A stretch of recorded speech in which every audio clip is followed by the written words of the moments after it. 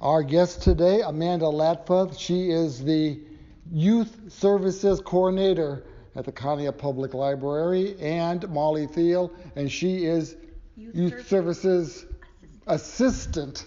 Okay, I'm reading name tags here. So there's some changes in responsibilities and such. We had a few weeks ago, if you'll remember, we had Stephanie Gildone on the program. She was retiring. So how has that changed things? I'm Amanda. I was promoted to Stephanie's old position, so it's been different for me. I now am geared towards the younger age group. So we've been doing story hour, after school programs, things like that. So it's a little different for me. Also in the supervisory role, I'm in charge of the whole department now. So it's different. It's exciting. It's challenging. Okay, brother, we are in the story room here recording this, so that's pretty good. Maybe we'll catch a story later on or so. So how you used to be just like 12 to 19, 18 or something, and now you're birth? Yes, yeah. I was designated for like middle school and high school age, and then now it's geared towards birth to probably grade 5. We're still trying to figure out everything. We're in the year of transition, as we like to say now, in 2019. Trying to feel what works best, because we're now in a different flow of different things. We're just me and Molly for a few months on our own. Pam is off for some medical things, so we've had to take care of the whole thing, all the age groups. So we're trying to keep a nice balance with just the two of us without making us too tired. Is this a good time for, if you're going to have fewer people, is this a good time, or is there never a slow time at the library? There is a slow time. We have probably 2 or 3 a year. This is one of the slower times. And January is a really slow time for us. It's time we get to plan for everything coming up. So we're getting busy in March. It'll be a pretty busy month for us.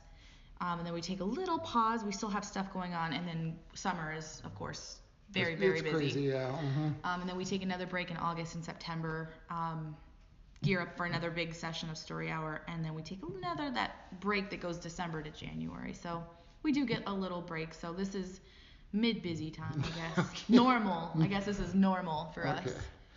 We'll get to Molly in just a bit. Can you give us, I've had you on the program before, but we never really went into your background at all. Okay. So, just how you came to be here. When you were a kid, were you always wanted to be a librarian? You watched The Music Man and wanted to be Marion the librarian, or? Actually, I was born in a cottage. Well, I wasn't born in the cottage, but I was raised in a cottage right across the street from Miss Stephanie Gildone. So I've known her since I was born. Mm-hmm. So I've always been a library patron, going to classes, programs because of her. And then growing up, I honestly didn't think I was going to end up in the library setting. I loved reading and I loved writing.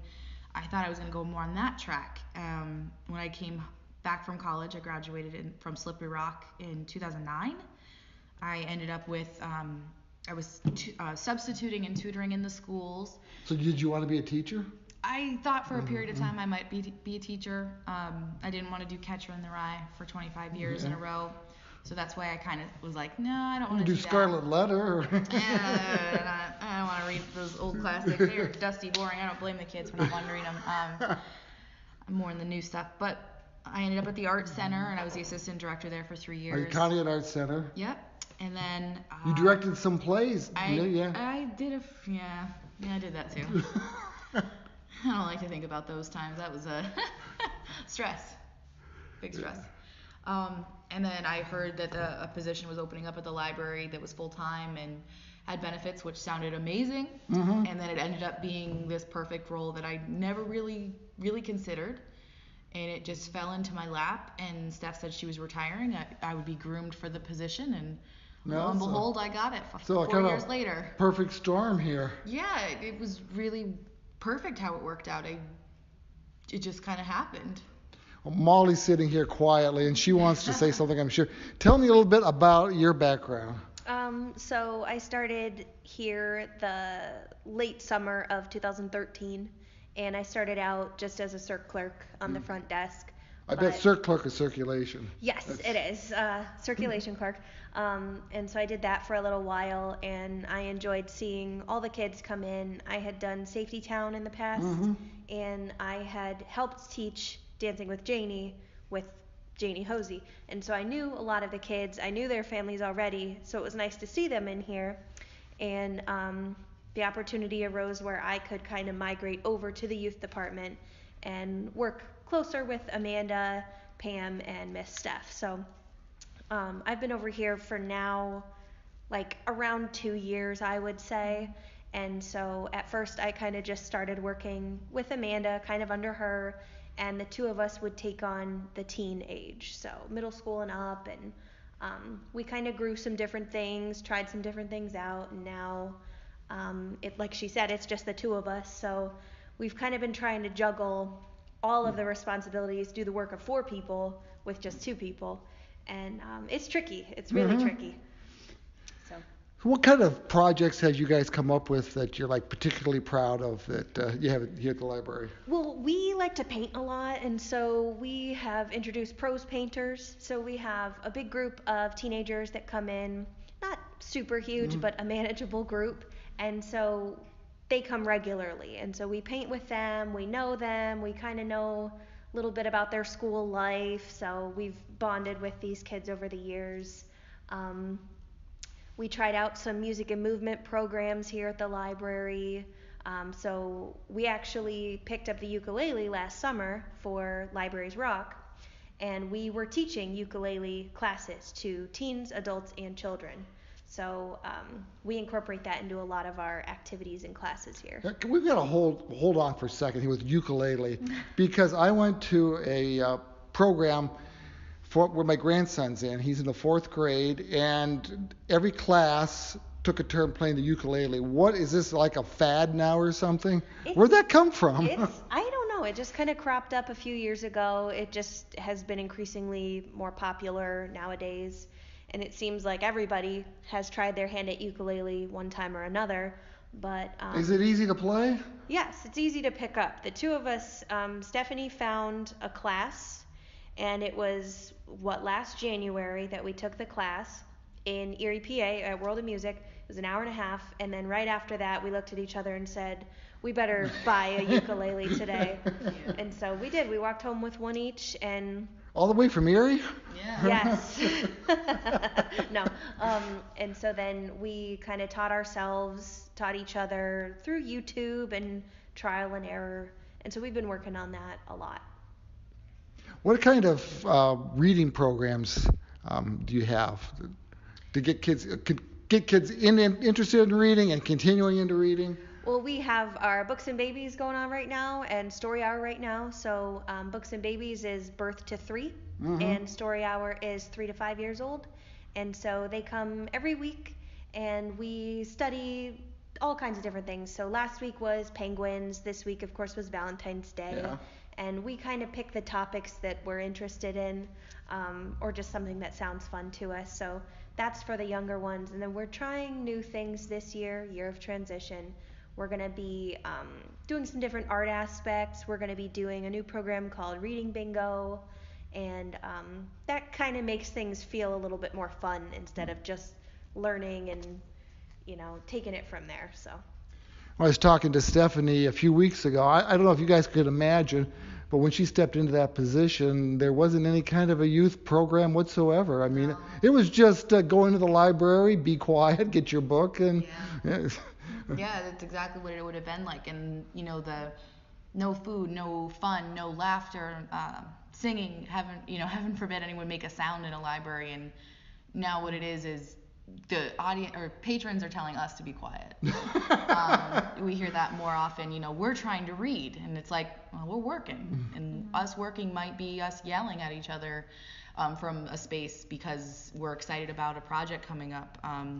We're really excited we have a partnership with the prison, and we're not going to announce anything yet, but we're really loud and excited about that, and just lots of different things. It's exciting. So it's something you do with the schools, too. The high school is something you take over the library there? Yeah, Yeah, we are their library now. So they have our library cards, and we facilitate making sure they get delivered every day. If they have a hold, we get classroom sets for them, and we do the same with the middle school as well. They don't have their own library cards yet, but English teachers email us, say we need 15 of this, 20 of that, and we make sure they get them. All the schools sort of laid off librarians, and everything in the library started to gather dust. Not just in Conneaut, but I know they're doing a similar thing in Jefferson. Yeah, a lot of places are unfortunately doing that. So you have to go in there and dust the books and throw away old books or anything like that? Not at the middle school yet. We haven't had to do that. The high school, we did weed out everything. A lot of old books that needed updated, nonfiction mostly. And then we added everything to our collection that they had, and going from there, we get them our books. We're affiliated with, I think, almost 60 other libraries at this point. It's still growing. So we just get materials more and more and access to everything.